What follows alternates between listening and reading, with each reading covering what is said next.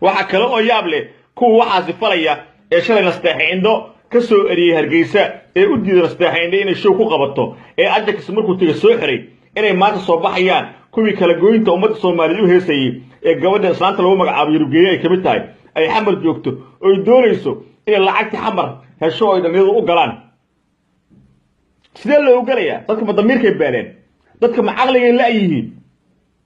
kuwa markuu jilaaga xamar ka tagay xirey xamarka ah ama gabadha xamar ka soo jeeda marka soo masaafurinayo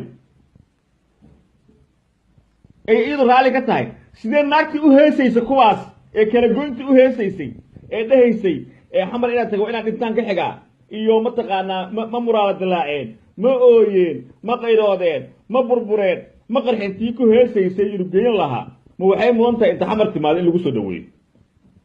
saasma Yurgeeyin mudan tahay Daahir Cali Sawaad baan salaamaya walaalkay heesta Muqdisho codsi aniga iga yimid ha noqoto mid isagu oo aniga codsigayga ii tixgeliyay oo niyadeyda ka dhaxadeen ha noqoto heesta Muqdisho waxa leh Daahir Cali Sawaad wanaag salaamayo shacabka Soomaaliyeed waxa leh meel walba joogaan Daahir Cali Sawaad fikir khaldan baa ka aaminsantiin xun baan u haysataan laakiin Daahir xun maaha